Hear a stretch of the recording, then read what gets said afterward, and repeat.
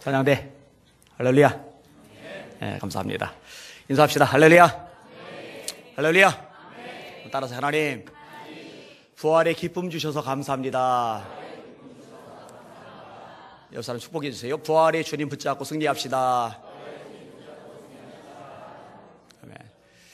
네, 오늘은 그 주일 예배 설교 역사상 가장 짧게 설교를 하려고 마음을 먹었어요. 첫째 이유는 우리 찬양대가 장시간 아주 은혜롭게 칸타타를 해줬기 때문입니다. 얼마나 연습하느라고 수고와 고생을 많이 했는지 몰라요.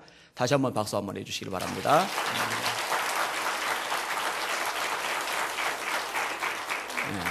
두 번째 이유는 이제 끝나자마자 세종시 가서 이제 설교를 해야 되는데 그 시간이 굉장히 촉박합니다. 그래서 신경이 좀 쓰입니다. 그 서울, 진짜 수도인 서울에서는 이제 이영훈 목사님이, 이제 행정 수도인 세종시에서는 이제 제가 합니다. 지난번 이제 홀리위크 때 숭실대에서 제가 설교하고 다음날 이영훈 목사님이 설교하시는 바람에 제가 부담감을 엄청 느꼈잖아요. 이 교인 수 차이가 너무 심하니까. 근데 이번에는 서울과 세종시라 전혀 영향이 없습니다. 설교만 잘하면 되고 인원 걱정은 이제 안 해도 되니까 기도를 많이 해주셨으면 좋겠습니다. 세 번째 이유는 칼바트라고 유명한 신학자가 그런 말을 했어요. 부활 설교는 짧을수록 좋다.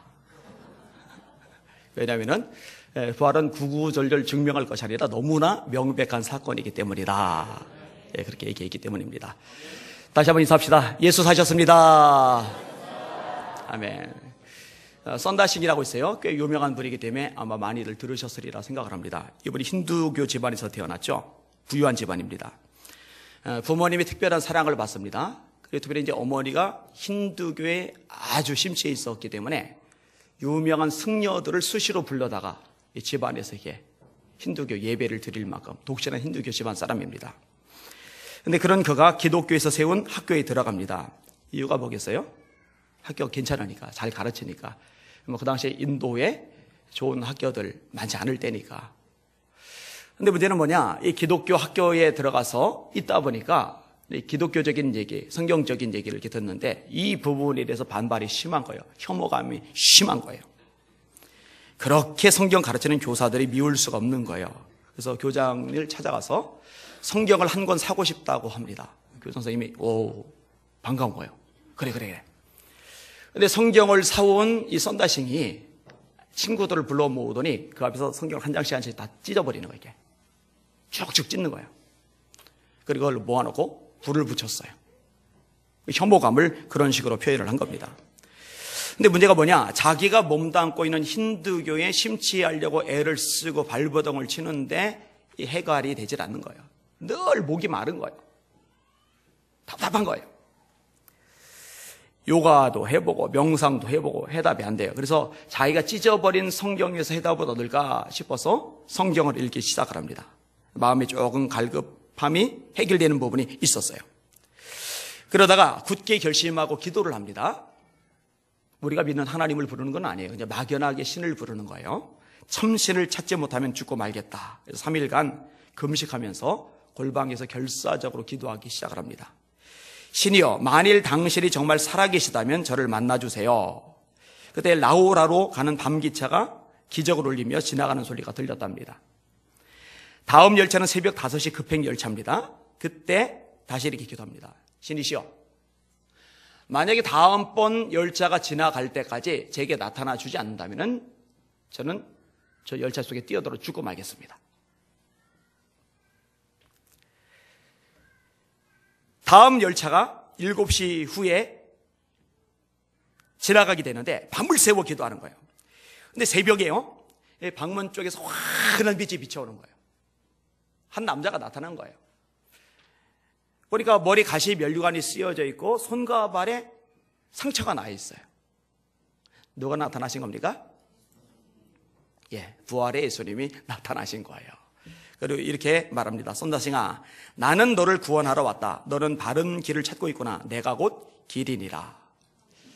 신이요, 누구십니까? 나는 예수다. 예수님을 만났습니다. 그리고 목마름이 해결되었습니다. 누구든지 목마르거든 내게로 와서 마셔라. 나를 믿는 자는 성경의 이름과 같이 그 배에서 생수의 강이 흘러나리라. 요한복음 7장에 주님이 말씀하셨잖아요. 그리고 이제 복음을 전하러 돌아다니는 거예요. 히말라야를 넘어서 일룸이라는 지역에, 인도라는 지역에 정말 많은 사람들이 썬다싱 한 사람 때문에 예수 믿고 구원을 받게 됩니다. 자, 이분이 예수님을 믿었을 때 집안이 발칵 뒤집혔죠. 특별히 어머니 입장에서는 완전히 기절할 지경이 되어버린 거예요. 집안에 이단자가 났으니까, 배교자가 났으니까 설득을 해요. 눈물을 흘리면서. 네, 안 들어요. 부활의 주님을 만났으니까. 협박을 해요. 안 들어요. 부활의 주님을 만났으니까. 여러분 잘 들으세요. 뭐 사람이 어때서, 뭐 환경이 어때서, 처지가 어때서 신앙 떠나고 다 새빨간 거짓말입니다. 그래서 떠나는 게 아니에요. 부활의 주님을 제대로 못 만났기 때문에 떠나는 겁니다. 부활의 주님을 제대로 만나면은요, 그 주님 외에 구원의 길이 없고 천국이 없고 영생이 없는데 어떻게 예수님을 떠납니까? 떠날 수가 없는 거예요. 그러면 너 집을 나가라. 최고 통첩을 부모님이 내렸어요. 예, 그럼 집을 나가겠습니다. 나가기 전에 마지막 식사라도 하고 가라. 이제 만찬을 차려줬어요. 근데 그 만찬에 독을 탔어요. 명예살인이죠. 힌두, 그 다음에 이슬람 쪽엔 지금도 명예살인이 일어나잖아요. 근데 먹었는데 안 죽었어요. 마가복음 16장 말씀대로 된 겁니다. 믿는 자들에게는 이런 표적이 따르리니 곧 저희가 내 이름으로 귀신을 쫓아내며 새 방언을 말하며 뱀을 집으며 무슨 독을 마실지라도 해를 받지 아니하며 병든 사람에게 손을 얹은즉 나으리라. 독을 먹었는데 멀쩡한 거예요. 자, 이분이 이제 굉장히 유명 인사가 되었어요. 영국에서 초대를 받았어요. 강연을 했어요. 대학 교수 하나가 질문을 던집니다. 당신은 오랫동안 힌두교에 심취하던 사람입니다. 근데 어떻게 기독교인이 되었습니까? 그런데 선다싱이 간단하게 대답을 합니다. 부활하신 예수님이 지금도 살아계시기 때문입니다. 예수 다시 사셨습니다. 만약 부활이 없다면 저 예수 안 믿어요. 진짜입니다. 부활이 없다면 저 목사 당장 그만둡니다. 힘들게 왜 이걸 해요? 저 딴 거에도 잘 먹고 잘 살 자신이 있어요. 글만 써도 돈 주더라고요. 그런데 여러분, 예수님 살아 계시니까 그 예수님을 사는 것보다 중요하고 가치 있고 행복한 거는 없는 거예요. 부활이 없다면 다 꽝이죠, 꽝. 오늘 설교 제목 따라합시다. 부활이 없다면 예수 믿지 말라. 제목이 오늘 좀 극단적입니다. 한 번 더 합시다. 부활이 없다면 예수 믿지 말라. 네, 믿을 필요 없어요. 지금 예배 끝날 때까지 기다릴 것도 없어요. 매너 생각 안 해도 그냥 가사에 지금. 뭐로 예수 믿어요? 그럴 필요 없어요. 자, 오늘 본문이요. 이 부활이 없다면 그 비극적인 것이 얼마나 큰지를 세세하게 설명을 해주고 있거든요. 오늘 말씀을 살펴보겠습니다. 자, 일단 12절 13절을 읽는데 부활이 없다고 말하는 사람들이 초대교회도 있었어요. 교인들 중에 그 부분을 언급을 해요. 12, 13 시작. 그리스도께서 죽은 자 가운데서 다시 살아나셨다 전파되었거늘 너희 중에서 어떤 사람들은 어찌하여 죽은 자 가운데서 부활이 없다느냐. 만일 죽은 자의 부활이 없으면 그리스도도 다시 살지 못하셨으리라. 아멘. 예수님의 부활 소식이 명확하게 전파됐거든요. 사도들이 그걸 전했어요. 심지어는 성도들도요, 만사제 전하고 이걸 전했어요. 집에 있든지 성전에 있든지 예수는 그리스도라 말하기와 전도하기를 쉬지 않았다. 이게 이제 사도행전에 나오는 표현입니다. 심지어는 핍박을 받고 도망간 사람들이 집도 마련되지 않았는데, 직장도 없는데, 당장 먹고 살 곳이, 당장 잠잘 곳이 없는데 그 와중에 전도를 해요. 놀랍죠? 주의 손이 함께 하심에 허다한 무리가 믿고 죽게 더하더라. 주님이 역사하신 거죠. 그래서 형성된 교회가 안디옥 교회입니다.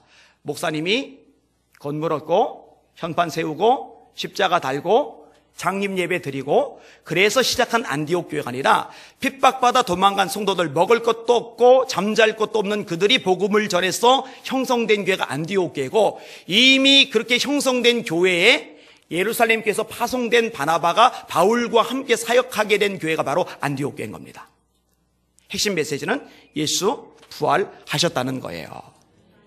그런데 부활이 없다고 말하는 사람들이 교회에 있는 거예요. 이해할 수 없는 현상이죠. 여러분 놀랍게도요, 지금도 이런 현상이 있습니다. 소위 이제 자유주의라는 게 있어요. 이 자유주의가 처음에는 좋은 의도, 어떤 의도냐? 현대인들은 이성이 강하다. 합리성을 강조한다.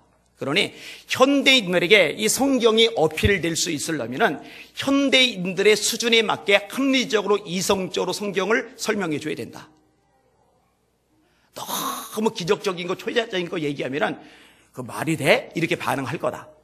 그래서요, 해석을 다시 하기 시작해요. 예수님이 무리를 걸으셨다. 무리를 걸으신 게 아니라 갈릴리 바다에 안개가 꼈는데 바다에서 고기 잡던 어부들이 해변에 있는 예수님을 보시는데 마치 무리를 걷는 것처럼 보였다. 안개 수증기 때문에.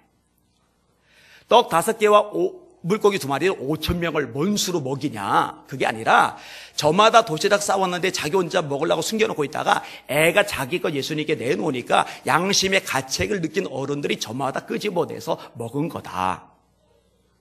예수님이 십자가에서 죽으신 게 아니라 십자가의 고통 때문에 졸도를 하셨는데 차가운 돌 무덤 속에 집어넣었더니 거기서 정신이 소생하셔서 다시 나타나신 것이다. 이런 식의 해석이에요. 그리고 목회자들도 그렇게 훈련을 시켰어요. 그렇게 설교를 했어요. 이렇게 설교한 교회들 다 문 닫았어요. 합리적인데, 이성적인데. 여러분 근데요, 생각해봐요. 저와 여러분이 예수 믿는 것은 합리적이고 이성적인 어떤 원리를 찾으려고 예수 믿는 게 아니에요. 구원받으려는 거죠. 하나님이 이성의 한계 내에 갇혀 계시다면 그 하나님 왜 믿어요? 저부터 안 믿어요. 차라리 과학을 믿죠. 차라리 컴퓨터를 믿죠. 차라리 철학자를 믿죠. 뭘 하나님을 믿어요?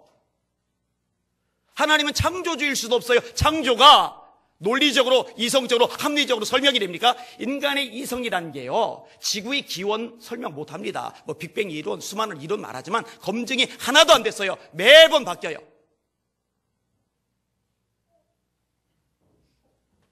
아니거든요. 이 부활 사건, 이거는 합리적으로 이해할 수 있는 사건이 아니에요. 창조주 하나님이, 전능자 하나님이 일으키신 기적의 사건이기 때문입니다. 하나님의 말씀을 있는 그대로 받아들이는 믿음의 여러분들 되시기를 주님의 이름으로 축원합니다. 교회 안에도 이런 사람이 있을 수 있다는 거. 교회 안에 있는 것 같지만 사실은 교회 밖에 있는 사람이죠. 예수 믿는 거 아니죠. 구원 못 받은 사람인 거예요. 안타까운 거예요. 자, 그럼 부활이 없다면 어떤 현상이 생기느냐? 6가지 내용이 나오는데 그 다음 절부터 쭉 읽어볼게요. 14절에서 19절까지 쭉 같이 읽겠습니다. 시작. 그리스도께서 만일 다시 살아나지 못하셨으면 우리가 전파하는 것도 헛것이요 또 너희 믿음도 헛것이며 또 우리가 하나님의 거짓 증인으로 발견되리니 우리가 하나님이 그리스도를 다시 살리셨다고 증거하였음이라. 만일 죽은 자가 다시 살아나는 일이 없으면 하나님이 그리스도를 다시 살리지 아니하셨으리라. 그리스도도 다시 살아나신 일이 없었을 터이요 그리스도 다시 살아나신 일이 없으면 너희의 믿음도 헛되고 너희가 여전히 죄 가운데 있을 것이요 또한 그리스도 안에서 잠자는 자도 망하였으리니 만일 그리스도 안에서 우리가 바라는 것이 다만 이 세상의 삶뿐이면 모든 사람 가운데 우리가 더욱 불쌍한 자이리라. 아멘. 자, 부활이 없다면 어떤 문제가 생기느냐? 첫 번째 문제가 뭐냐면요, 우리가 전파하는 것이 헛돼요. 여러분, 사도들이 뭘 전했어요? 성도들이 뭘 전했어요? 예수님의 십자가와 부활입니다. 이것을 복음이라고 해요. 복음은 하나님이 선지자들을 통하여 그의 아들에 관하여 미리 약속하신 것이다. 육신으로는 다윗의 혈통에서 나셨고 성결의 영으로는 죽은 가운데서 부활하여 하나님의 아들로 선포되셨으니 곧 우리 주 예수 그리스도시리라. 로마서 1장 2절 3절. 복음은 예수님에 대한 것. 압축하면 십자가와 부활 사건. 근데 예수님이 부활했다고 전하는데 예수님이 부활하지 않으셨다면, 그리고 부활이 없다면 전파하는 게 헛거죠. 사기치는 거니까, 거짓말하는 거니까. 그 다음에 두 번째로 부활이 없다면 믿음이 헛것이라고 오늘 본문에 말씀을 합니다. 여러분, 저와 여러분이 무엇을 믿어요? 십자가와 부활을 믿는 겁니다. 로마서 10장 9절 10절. 네가 만일 네 입으로 예수를 주로 시인하며 하나님께서 그를 죽은 자 가운데서 다시 살리신 것을 네 마음에 믿으면 구원을 얻으리니 사람이 마음으로 믿어 의에 이르고 입으로 신하여 구원에 이르느니라. 예수님의 십자가 사건 믿으시면 아멘. 예수님의 부활 사건 믿으시면 아멘. 이 두 가지를 믿어야 구원받는다고 로마서 10장 9절 10절에 명확히 말씀하고 있어요. 근데 예수님이 내 죄에 위해서 죽으셨다, 그리고 3일 만에 부활하셨다라고 믿었는데 사실은 부활 안 하신 거예요. 그럼 믿음은 헛거죠. 뭘 믿어요? 쓰잘데없는 거 믿는 거예요. 믿음이 헛것이 돼요. 세 번째로, 부활이 없다면 저와 여러분은요, 하나님이 거짓 증인으로 발견됩니다. 여러분, 예수님을 죽음에서 일으키신 분은 하나님이십니다. 빌립보서 2장 5절입니다. 너희 안에 이 마음을 품으라. 곧 그리스도 예수의 마음이니 그는 근본 하나님의 본체시나 하나님과 동등됨을 취할 것으로 여기지 아니하시고 자기를 비어 종의 형체를 가져 사람들과 같이 되었고 사람의 모양으로 나타나셨음에 자기를 낮추시고 죽기까지 복종하셨으니 그 십자가에 죽으심이라. 이게 예수님에 대한 얘기 5절에서 8절까지. 그 다음에 9절부터 하나님에 대한 얘기가 나오는데, 이러므로 하나님이 그를, 예수를 지극히 높여 모든 이름에 뛰어난 이름을 주사 하늘에 있는 자들과 땅에 있는 자들과 땅 아래에 있는 자들로 모든 무릎을 예수의 이름에 꿇게 하시고 모든 입으로 예수를 주라 시인하여 하나님 아버지께 영광을 누리게 하시느니라. 할렐루야. 누가 예수님을 높이셨다고요? 누가 예수님을 일으키셨다고요? 하나님이. 우리도 전하는 거예요. 하나님이 예수님을 죽음에서 일으키셨다, 다시 살아나게 하셨다, 부활시키셨다. 근데 부활이 없어요. 그럼 하나님이 하지도 않은 걸 했다고 하는 거잖아요. 그러면 하나님의 거짓 증인이 되는 거예요. 네 번째로, 부활이 없다면 우리는 여전히 죄 가운데 있어요. 여러분, 예수님이 저희의 죄, 여러분의 죄를 지고 십자가에 죽으셨다고 우리가 믿는데, 만약 그분이 하나님의 아들이 아니라면 그분이 우리 죄를 해결할 수 있다고 믿을 방법이 없어요. 자, 사형수가 있어요. 처형당이 죽어야 돼요. 근데 사형수가 재판관 보고, 저 다른 사형수에서 내가 대신 죽을 테니 저 사형수 살려주세요. 그래서 재판관이 뭐라고 그래요? 야, 임마, 너도 죽을 놈이 누구 죄를 대신 지냐? 여러분, 저와 여러분의 죄를 대신 짊어질 만큼 죄가 없는 사람 세상에 하나도 없어요. 로마서 3장 10절, 의인은 없나니 하나도 없으며 다 치우쳐 한 가지로 무익하게 되고 선을 행하는 자는 없나니 하나도 없도다. 없어요. 로마서 3장 23절, 모든 사람이 죄를 범하였음에 하나님의 영광에 이르지 못하더니 예외가 한 사람이라도 있어요? 없어요. 로마서 5장 12절, 한 사람으로 말미암아 죄가 세상에 들어오고 죄로 말미암아 사망이 왔나니 이와 같이 모든 사람이 죄를 지었으므로 사망이 모든 사람에게 이르렀느니라. 모든 사람이 죄인이고 모든 사람이 죽어야 되고 모든 사람이 심판을 받아야 돼요. 누가 감히 다른 사람의 죄를 대신 져요? 그럴 사람이 없어요. 그래서 하나님의 아들이 사람의 몸을 입고 이 땅에 오신 줄 믿으시길 바랍니다. 이 요한복음 1장 14절이죠. 말씀이 육신이 되어 우리 가운데 거하심에 우리가 그 영광을 보니 아버지의 독생자의 영광이요 은혜와 진리가 충만하더라. 예수님의 특징이 뭐예요? 우리와 한결같이 시험을 받은 자로 돼 죄는 없으시니라. 죄가 없으시니까 제 죄를, 여러분의 죄를 대신 지고 죽으실 수 있는 줄 믿으시길 바랍니다. 그런데 부활하지 않았다면 그분이 하나님의 아들인 줄 어떻게 알아요? 어떻게 믿어요? 믿을 길이 없어요. 그분이 이순신 장군보다 나올 게 뭐고, 세종대왕보다 뛰어날 게 뭐고, 고타마 시타르보다 대단할 게 뭐고, 뭐예요 도대체? 자기도 자기의 죽음의 문제를 해결 못하는데. 그런데 예수님 다시 사셨습니다. 그래서 저와 여러분의 죄를 씻는 구세주인 줄 우리가 믿을 수 있는 근거가 된 줄 깨달으시길 바랍니다. 다섯 번째로, 부활이 없다면 우리 그리스도인들은, 그리스도 안에서 잠자는 사람들은 망한 겁니다. 특별히 자는 자들이라고 되어 있죠. 자는 자. 이 잔다라는 말은 죽었단 말이에요. 나사로가 죽었어요. 예수님이 뭐라고 그러세요? 나사로가 잠들었노라. 죽은 걸 말한 거예요. 데살로니가서 4장에 보면 바울 사도가 죽은 자를 잠자는 자라고 묘사를 해요. 죽은 자를 말하는 거예요. 자, 예수 믿다가 죽임당한 사람들 부활을 기다려요. 천국을 소망해요. 근데 알고 보니까 부활이 없어요. 한 주밀그로 사라져요. 그냥 무가 되는 거예요. 끝이에요. 썩어서 흙이 돼요. 그러면 그들은 망한 거죠. 여섯 번째로, 부활이 없다면은 세상에 수많은 사람들, 엄청나게 많은 이 어마어마한 사람들 중에 예수 믿는 우리가 더욱 불쌍한 자라. 여러분, 부활 없으면 여러분 진짜 불쌍한 인간들이에요. 오늘 날씨 무지 좋더만요. 뭐해요? 여기서 지금 뭐고 있어요? 지금 들로 산으로 바다로 놀러 가야죠. 여러분, 헌금 뭐하러 해요? 그거 하지 말고 소고기 사드세요. 소고기.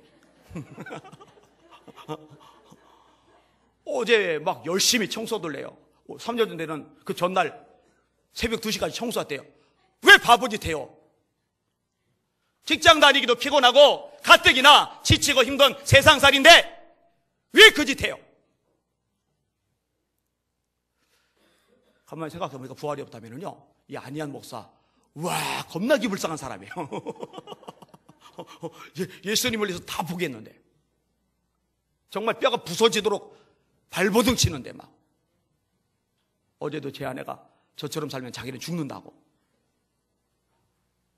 근데 부활이 없는 거예요. 말짱광이에요, 말짱광. 정말 불쌍해요. 근데 다음 구절입니다. 그러나 그리스도께서 다시 살아 잠자는 자들의 첫 열매가 되셨도다.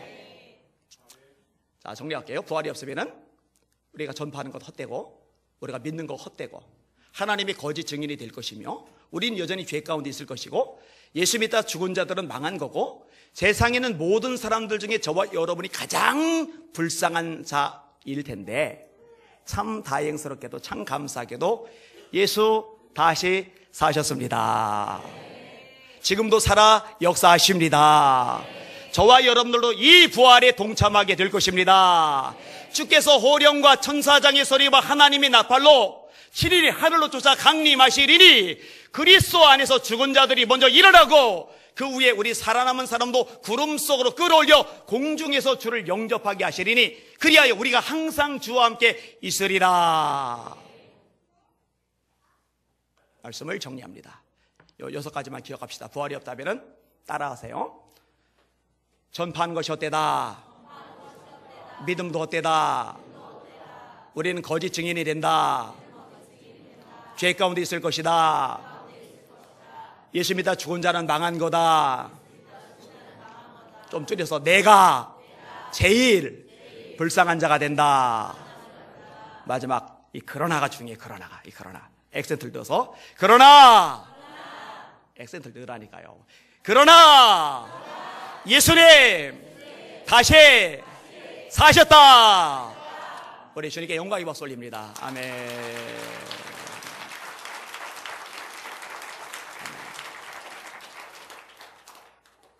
설교 끝.